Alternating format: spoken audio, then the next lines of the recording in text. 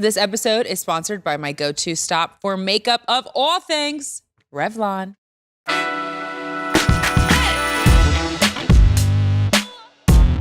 Hey everybody, I'm Ashley Graham, and this is Pretty Big Deal, where confidence is key. Every episode, I get to pick the brains of brilliant, inspiring, honest, new and old friends who are a pretty big deal.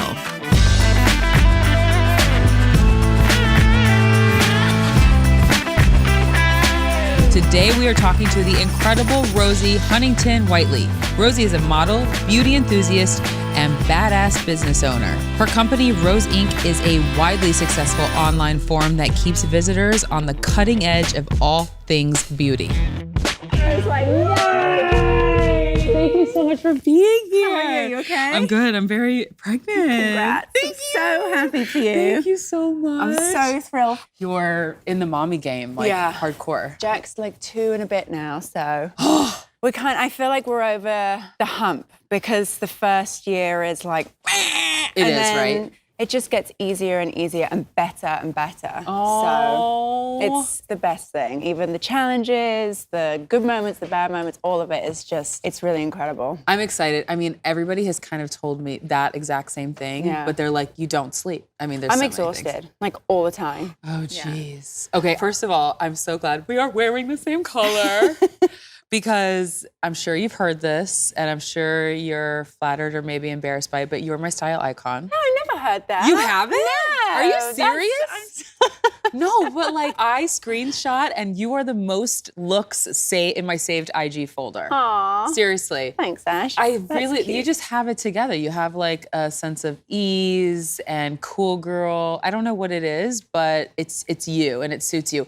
And the other thing that I always talk about with my friends is that you're always like recycling something. Like you don't just get a bag, wear it once, and then not wear it again. Like you're constantly wearing things. Are these looks that you put together? Yeah. Do you have a stylist that does it? Like I want the tea because I want to know. So I've loved fashion since I can remember. And that's really why I got into modeling, because I thought I'd work on the kind of creative behind the scenes part of the industry and ended up modeling, which we can get to at Yes, another point. we will. We have to. But I've worked with a stylist for red carpet for, the last 7 or 8 years. And that's really when I feel like I need it because it's a whole other beast. But day to day, I've always put my outfits together and I don't know, I just love it. It's like a fun, creative part of my morning. You put forward your best self. And I don't know, I've just always loved clothes. It's just what it is. I collect them. I'm actually really happy to hear that you put your own looks together. Yeah, it's fun, right? So you'll be my stylist? Yeah, with pleasure. Love that. With pleasure. Oh, I love to you heard it right here. I'm telling you, I'd love to. So this is an obnoxious stat. You're one of the highest paid models in the world. And I know. You're really gonna go there. I know, I have to. Okay. I have to. Rosie Huntington-Whiteley is on my podcast. We have to talk about it. But I want to talk about the road to how you got there. Yeah. Because it wasn't always an easy one. No. You started really young, and I want to hear from the beginning. Yeah. I started working when I was 16. When we were 15 at school, everybody was encouraged to take a week of internship somewhere in a field of work that was interesting to them. And having grown up in the countryside, I had this love for fashion ever since I can really remember. My mum and I bonded over kind of buying the women's magazines and we'd sit together and go shopping for my together. birthday, I would always ask for a subscription to Elle magazine and Bazaar and things. And so I really just kind of, that was my passion. So when we were given this task of finding a place to get a work experience, I got out the Yellow Pages and I just wrote to every kind of fashion brand that I'd heard of at the time, wrote off handwritten letters, posted them. I wrote off the headquarters of brands, shops. I had no idea, had no contact to the fashion industry whatsoever. This is 16, 17 years ago. So this is even before the internet was really kind of booming. And one of the places I've written off to was a modeling agency. I came home from school. Was it a big modeling agency? No, this tiny, tiny modeling agency. So I came home from school about a week later and my mum said, we got a phone call from this modeling agency and they want you to go up and intern. And I thought, oh my gosh, this is it. I'm going to be going on shoots. I thought I would be out in the creative side of the industry.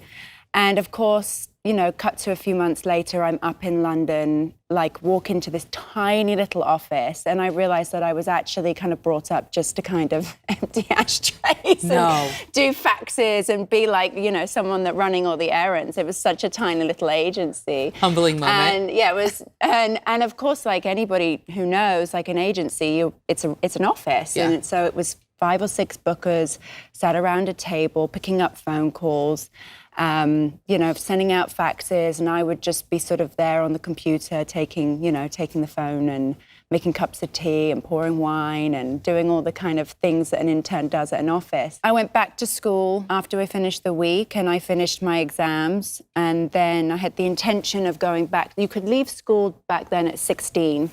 And if you wanted to go to university or college, you had to do the final 2 years. So my intention was to do the last 2 years of school, so 17, 18, which is called sixth form in the UK.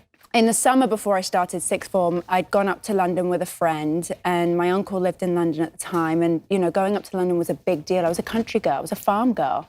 And so we were sort of up in London, you know, walking along Oxford Street, King's Road, going to the museums. And my mum called me one day and she said, "You better go and poke your head into the modelling agency because, darling, it's not what you know, it's who you know in fashion." That's true. And that was one of the many shrewd pieces of advice my mum's given me over the years. And so I sort of, you know, begrudgingly kicked my heels and went and poked my head in. And there was a new booker, and she said, "You know, I've been tasked with building out a new faces division.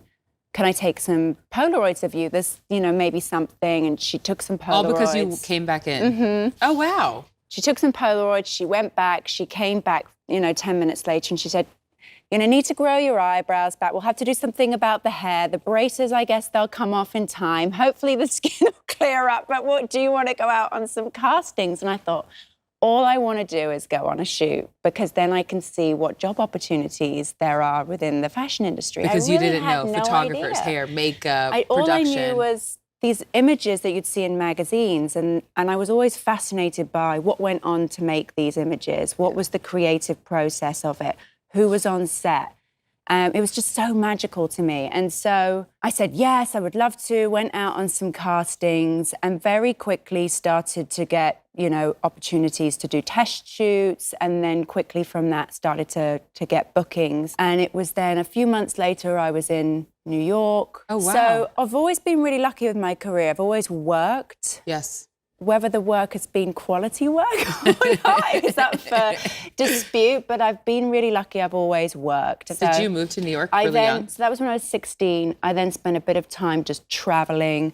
I went back to school. You know, I remember my mum saying to me, and I sort of had a bit of a breakdown, and she said, "Your father and I will support whatever you do, but this sounds like a once-in-a-lifetime opportunity, and I think you should run with it because it seems to be going pretty good." Oh, they were completely supportive of it. And so at 17, I decided to leave school, go full-time, and I spent a lot of time in Paris and Europe, and then went to New York for 2 weeks and called my mum and said, "I'm not coming home. I'm getting my first apartment. I love you." And she was like, "Great, go for it."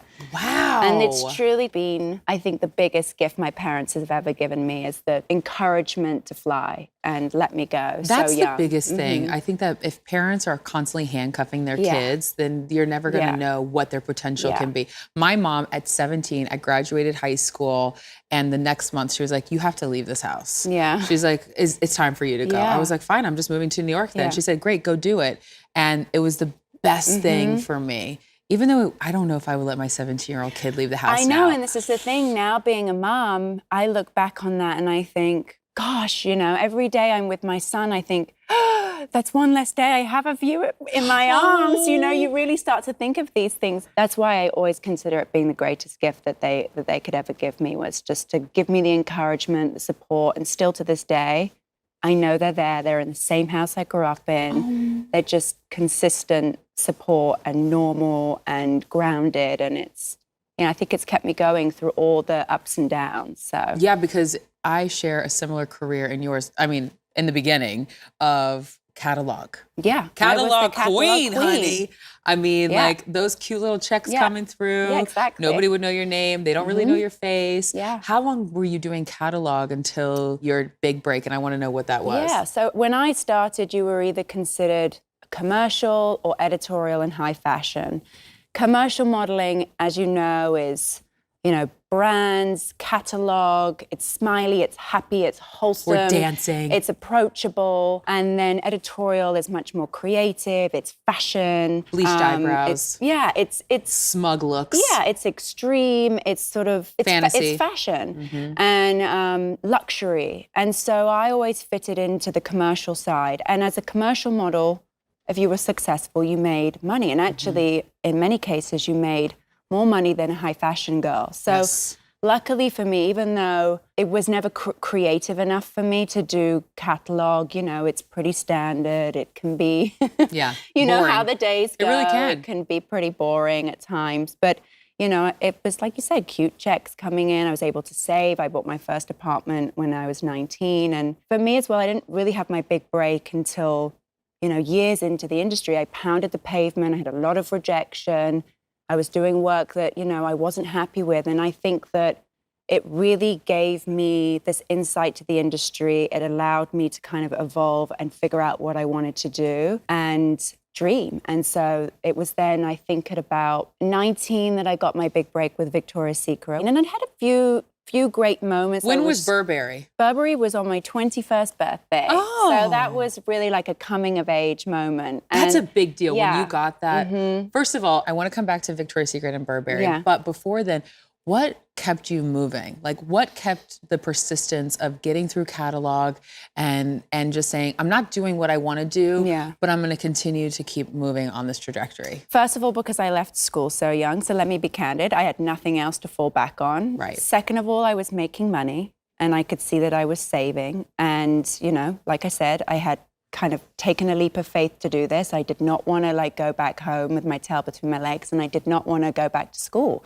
And third of all, because I really, really dreamt and I could see this opportunity for myself. And I just knew if I worked hard enough and I played my cards right, I could get to where I wanted to be. That's cool. And I find creative visualization really the core of any success I've had in my life, whether it's in my personal life or career. That is at the core of everything I do, is that I've allowed myself to see myself there. I always have a 5-year plan. I know where I want to go. I'm ambitious. That's ultimately what it comes down to. Do you do vision boards? I think I do. Well, I mood board everything in my life. Yeah. My team will tell you that. But I just have always I've seen where I want to be. It's funny because last time I was home, my mum just went, where does it come from? I just don't understand. Your brother and sister aren't like this. Your father and I aren't like this. And I think it's something I feel lucky that's always been, in me. You had a taste of it and you couldn't go back. Yeah. Okay, so then how old were you when you got Victoria's Secret? I was 19. Okay, so Victoria's Secret, holy crap, you booked the job. Was it everything and more when you went on set? Yes. Yes. How many shows did you walk? I walked 5 shows. So I worked for VS for about 5 years. It was a dream come true. I'd had an American boyfriend for a little bit, and he said, we were walking down Broadway, and the big store on Broadway, and he said, that's what you want to do. That's Adriana Lima, and that's Giselle. And I thought, yeah, that is amazing. That is the best of the best to be part of that company. And so luckily I'd actually had years of doing catalog and years of doing lingerie. I was always the lingerie catalog girl. Because you were curvier than I was the always runway considered girls. to be curvy, and I was short, and I had boobs, and I had a bum. I think they tested me out on one shoot, and then the bookings came. They were always slow with me. I was never kind of the girl there. I was just always very, very proud to work with them at that time, yeah. And that kind of helped catapult you into high fashion. Yeah, I think there was a real shift around the age when I was about 24. Victoria's Secret had led me to Transformers, which was my first film. I'd actually met... Which, she's not an actress, people. She's not. Remember when we I'm first met? I'm definitely not an actress. I remember when we first met at that. Brandon Maxwell, and we were sitting there front row, and I was like, you live in LA? Is that because of your job? And you go, oh, do you think I'm an actress? And I said, yeah, I just saw you in Mad Max. You were awesome. You were like, no, I'm not an actress. Yeah, no, I'm not. Definitely not. It was an opportunity of a lifetime. I'm glad I did it, but I feel that it was something I feel really lucky I got to try my hand at, but nothing, I never felt a passion for it in the same way I feel passion for other things in my life. And that's a whole other story. But yeah, that led me to Victoria's Secret. We'd done a commercial. Michael Bay cast me then in Transformers. And then with that came this whole, repositioning of me within my work. And also at that time, the industry took a big shift. I think social media just started to come into play. And I think that these girls that were considered to be commercial had much more, is approachability a word? There was just something that a consumer or an audience related to more with commercial models. Right. And so the industry would see, these girls' followers and their audience was much bigger.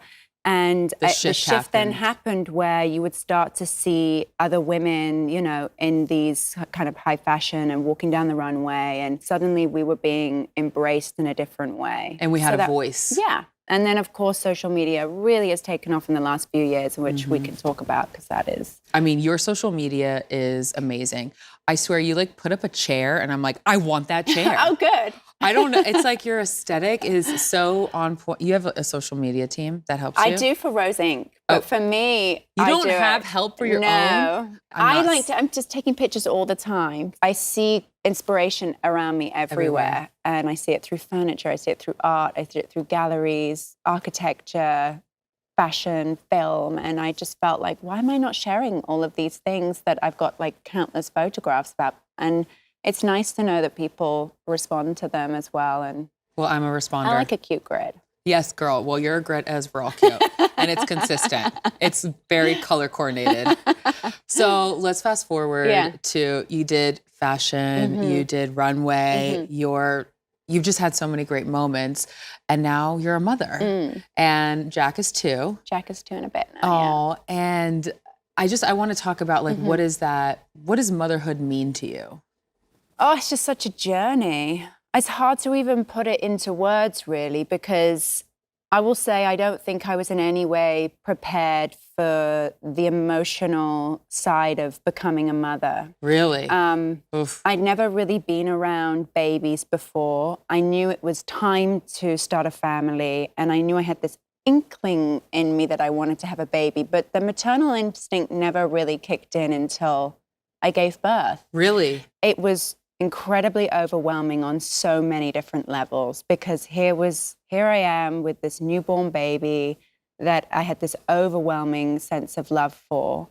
And it is a huge identity shift. And so that first year for me was a mix of pure joy, a lot of anxiety, learning as I went, redefining my identity to myself, to my partner, to my work, to my son. And it's a very intimate kind of personal experience and really beautiful because I feel like I've evolved and grown so much. And there is just nothing that comes close to how proud I feel of him and how much, I could stare at him all day long. So sweet.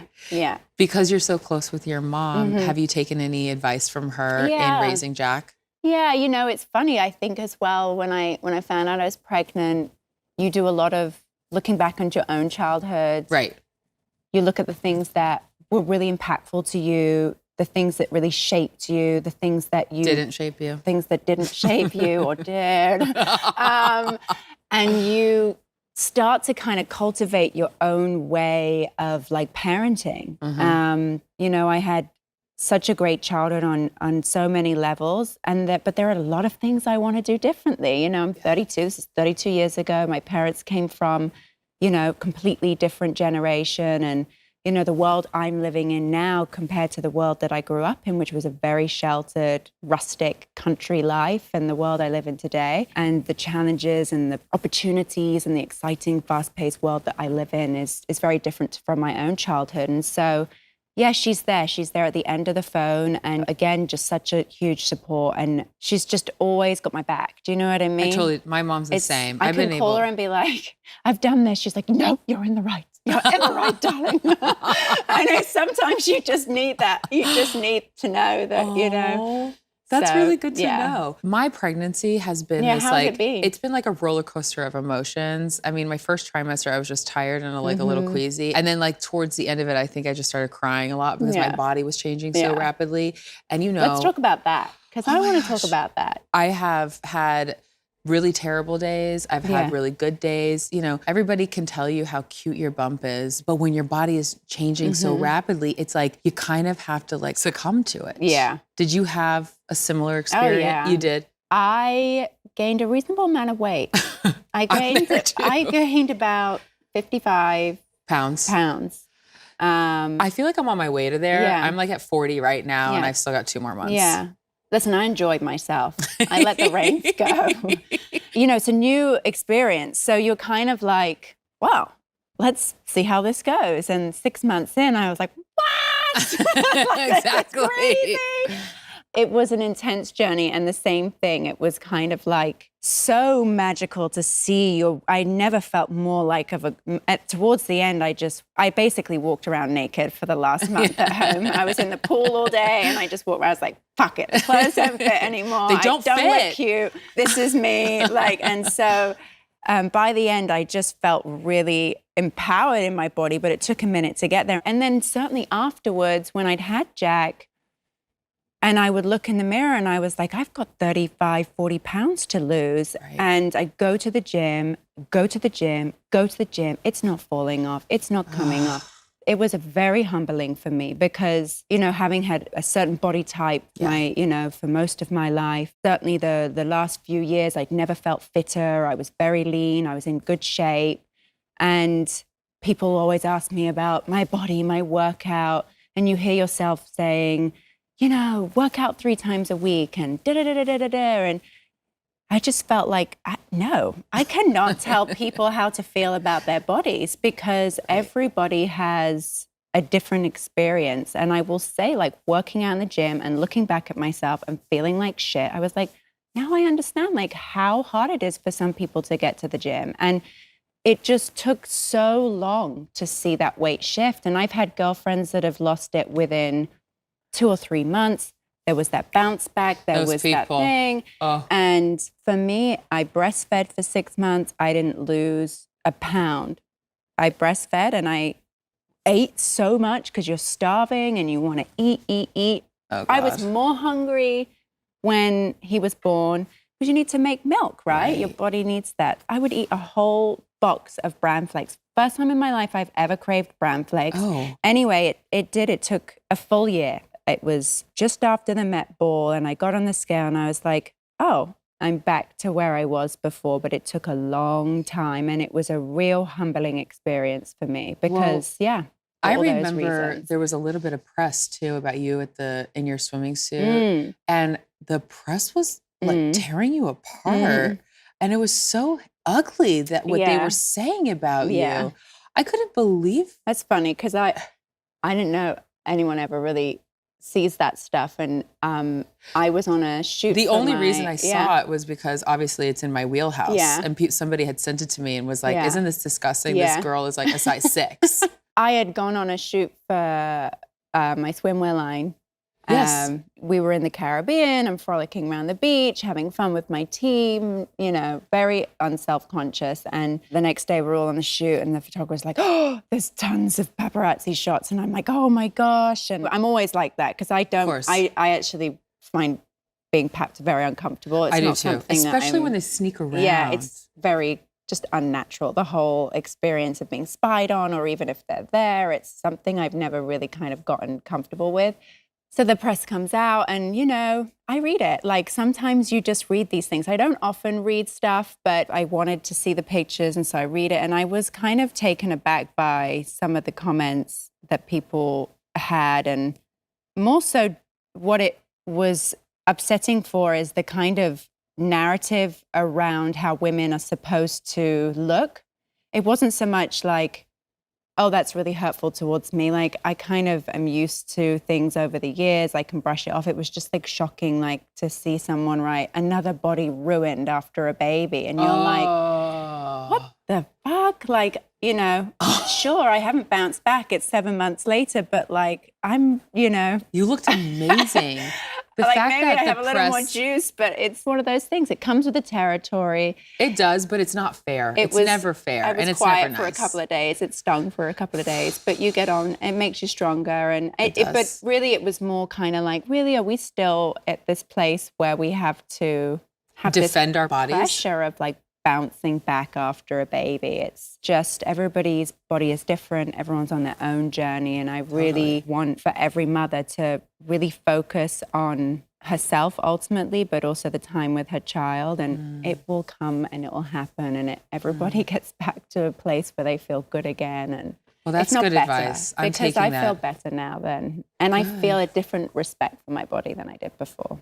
I'm going to take that Yeah. advice home and really keep it near and dear to my heart, because I keep thinking about what's going to happen after, but I need to not. I need to think about focusing on my baby and the nourishment. And focus on yourself. and the love. You know, it's I think But not everyone, the pressure. Yeah, but not the pressure. And Yeah. I didn't put a ton of pressure on myself, because I could have probably lost it much quicker. But Yeah. I just was at home. I took time off work. I was with my family, and it was slower. But you know, you never get that time back again. Yeah. You never do. So I'm glad I did it that way. Is this part of the reason why you've decided to not put Jack's face on social? For me, it was just like, it's a no-brainer, really. Like, I just always felt really strongly that it should be Jack's decision if he wants to live a public life. I just dread the idea of him turning around to me at 15, 16 and being like, you and Dad just didn't protect me. You hauled me out. It should be his choice. I want him to feel normal. Because without trying, it's going to, you know, it's going to happen bleed in, eventually. you know, and it's really different for everyone. And I don't judge either way, but that's what feels most authentic to me. And that's what, you know, No, it's good. just- I'm so curious because, like, you know, Yeah. in having this baby. And by the I'm- way, it's so hot. My son's Yeah. gorgeous. I just want to share it with everyone. How do you do it then with family? Are you just like sending photos out? Yeah, you just we tell send- them we- like don't post? People are really respectful. Jason and I have always been pretty private. Private, You know, yeah. we've been together for 10 years now. It's like, we're pretty low key. We just like to keep things real. And I want to walk through my front door and be, you know, have Normal, it Rosie. normal and real. And then when I go to work, it's like a shift of identity. And Yeah. it just helps me like kind of process everything. I need to feel that down to earth thing. Well, let's talk about what's going on right now with you. Rose Inc., baby. I mean, the whole creative process happened in your third trimester? I'd had the idea of setting up a content platform for quite some time. Every time I'd sit down to do an interview, the journalist would ask me for my tips, my tricks, and I could just see there was this appetite for it. And so I had this idea, and I've always been a lover of like fashion magazines and blogs and websites and content platforms. And so I really just kind of wanted to build something. And so for several years, I'd been really thinking about it. And of course, I was on a plane every 10 days, 2 weeks, every 5 days. Like, I was traveling all over. I said yes to everything. And I had fallen pregnant, and I thought, okay, I'm still going to work, because I still had to work through my pregnancy, but I'm going to sort of strip back on the traveling a little bit. And I built out a team, and we literally sat around my kitchen table for a year whilst I was pregnant, as I was breastfeeding. And still now Jack comes in for for some of the meetings if we're ever at home. Now we have an office, but we started in 2017. We started to build, and then launched 2018. You know, we're 18 months in now. So 18 months in. So when you first started, you had 7 employees? yeah, we've got about 6, 7 employees in the office. Okay. And then, you know, we have like our sort of creative teams that, you know, we're kind of outsourcing and work with on a regular basis as well. So videographers and photographers and editors Right. and graphic designers and all of that. It's like people full that don't on. need to be in the office every day. So yeah, it's a full-on operation. It's kind of, and growing and changing quickly, and very exciting. Rosie Inc. is a full digital beauty forum. Yeah, think of it like an online magazine for beauty. My intention was really to build a community of beauty lovers and to share everything that I've learned over the 16, 17 years in Well, the hair because and makeup chair. As a right? model, it's You like know? every day you get a new tip or trick. Every single day you're working with a new artist or an artist you've worked with for years. And I just felt like this is what people want to know. You know, I want to like democratize this kind of information and make it available for people. And so, and it's also my passion, and I want to share. I want to know what they want. I want to start a dialogue and a conversation around something I feel passionate about, I feel comfortable talking about. And so we launched the site. I launched a YouTube channel, and it's really been about celebrating artists within the industry, highlighting hero products, highlighting new experts, new influencers, and just kind of like having this place where we can all talk and share and talk about everything and anything beauty related and deeper, and what beauty really means to people on a deeper level. So I know. I actually started using Katie Jane Hughes because you posted her on your Instagram. I know. She's the best. She's so great. Yeah. And it was like, who is this girl? And then it's like she didn't have an agency, so I had to DM her. Yeah. And it's like such a new wave of how to book. So that's one of my favorite things about social media is finding new talent and building relationships with them. And it's been really special to be a small part of some of these people's like stories. And, you know, there's just so many different ways of launching your career now. There's the traditional route as an artist, and then there's this new wave. And I just really want to celebrate all of it. Where do you see Rose Inc. in the next 5 years? I see the content continuing to strengthen, and, you know, all the other things that come with. I don't want to. Products? Well, yeah. Let's. I mean, you have yeah. perfume. I have it. Yeah. You've sent like really great packages. Yeah. I see. I'm like, ambitious. You know, I see I have a skincare. 5-year plan. I'm not going to say anything today, but all those things are okay, so there's skincare, there's makeup, there's hair, there's all the things, all the tangs. And also you have Mark and Spencer's autograph for Rosie, and that lingerie, I mean, it takes over. It is, I mean, it's everywhere. Yes. How long have you had that line? 7 years now, which is Flex incredible. on us. Tell us some stats, girl. Yeah. So I signed with Marks and Spencer as the face of women's wear, and that was about 8 years ago. As a young model, I always had done a lot of lingerie shoots, and I'd worked for VS. I decided to walk away from VS when I was 24 because I really knew that I wanted to have my own line. And there was just I kind of reached the ceiling for where I could go with VS, and things shifted at the company. Right. And yeah, things are shifting still. Wow. So that's another conversation. But I felt like it was time for me to kind of branch off and do my own thing. And I always believe like, a piece of career advice somebody gave me is that you should always kind of look at your partners and your relationships and your contacts that you have already. And so I started to do a little bit of research on Marks and Spencer, and what I very quickly learned was that they are, you know, by far the most dominant lingerie retailer in the UK. They own 1/3 of the lingerie market in the UK. Wow. So the statistic is like 1 in 3 women is wearing a Marks and Spencer bra at any time. So 1 in 3 women probably have Rosie on their boobs right now. Hopefully. Woo! Yeah. So I think then there's like a funny statistic, and, you know, statistics or whatever, but it's like 1 in 3 women are wearing a Marks and Spencer bra, and then 1 in 3 is wearing a Rosie bra, which is kind of cool. So whether that's true or not, I don't know. Well, we'll just say it is.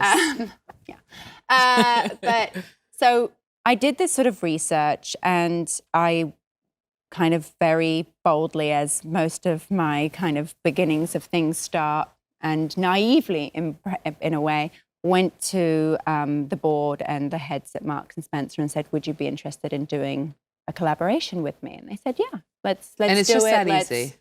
Let's start it small. Don't know if it'll go anywhere. We'll do a season. We'll just keep it really small. And I think, you know, at the time they just wanted, you know, to have my face in lingerie. And so it was an opportunity to do that. It's grown into sleepwear. We dabbled in activewear, swim, fragrance, beauty, loungewear. And so it's this kind of, that's a great example of just going out and getting what you want. Listen, that's just the way I do things. It's like I see something, I go after it. I love worst that. Someone can say is like, no, it's be bold and just kind of go after what it is that you want. If you truly believe in yourself, I feel like other people believe in you. It's infectious, right? I love that. Yeah. So you're a mom, you're a businesswoman, you're a wife, you are a model, you're traveling, you've got employees. Oh my God, you're a style icon. You're giving me anxiety. I know. It's like, you have a hot bod. I mean, there's just so many things. But what is the work life, your self-balance, like self-care balance? I know there's no such thing as perfect, but what is it for you that keeps you grounded? I know that you have talked about the 4 Agreements being something like a book that was really near and dear to you, but I just want to know, like, what is that keeps you grounded or keeps you balanced? It's a really big question because I feel like it's definitely what I'm living right now. And being a new mom and being somebody that finds a lot of passion from my work, finding that balance is a struggle. Prioritize my family first and foremost. And that's just like non-negotiable. Yeah. But with a career like ours, it kind of can come and go very quickly. And it probably will. You're in it, you make hay while the sun shines, you see opportunity, and you sort of have to stay on top of it. And that's also something I feel like I've always tried to do, is kind of look ahead and say yes and get on with things. And the balance is just something I don't really know if I believe in it. I think it's another pressure, but I think that that's prioritizing your family first, trying whenever you're in one scenario, whether I'm at the office or whether I'm at home, whether I'm on a shoot or I'm out with my son or I'm on vacation and I'm, kind of whatever I'm doing for work, wherever I am, I try and be really present. So when I'm with my son, the phone goes away. I'll go lock it in my bathroom. My time is him. I'm going to be devoted to him. When I'm at work, I'm focused on that. And of course, I'm reachable, but, surrounding myself with a really wonderful team. I have a wonderful team of women that I work with and a couple of men who I adore. And Jason really is, ultimately one of the most real, grounded people I know. And he is honestly the most supportive person I know. He really has always encouraged me and always my number one fan. And it goes both ways. And I think with that and with the encouragement of my parents and the support and love of friends and family around you, you sort of feel like you can fly a little bit. But, I've had a really busy couple of weeks and I'm craving to go to London on Sunday and know that I'm going to have a few weeks off and I can take my son to all the museums. I'm just so excited to take him to go see plays, spend some time with his aunt and uncle and grandparents. And, so all those things and making sure you really schedule the time with your family. And going on holiday is really it's a big important. Deal. Jason took off 2 years during your prepregnancy. That's just so sweet. Yeah. I love that. And I'm like, when are you going back to work? He's in a different place too. It's really, I was thinking about it the other day. It's really cool because when we're at home in LA, I have almost like a 9 to 5. I'm, out during the day and he is at home a lot because he has, he's an actor. So he's either gone for a few months or he's at home. And when he goes off to work, I typically kind of go off with wherever he's based. So his last few projects have been in London, which has been great. We can sort of relocate. And when I'm in London, things are a little bit, I'm away from the office a little bit more. I'm not as available.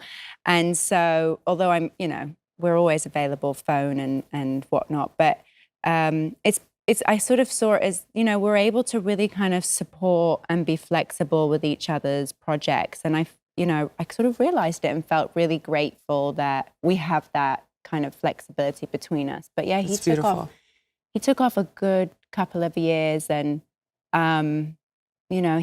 he just loves being a dad. I love it. It's really kind of cool to see how much he loves and to see this big, tough, strong persona just emush with Jack is really cute. Yeah. Yeah.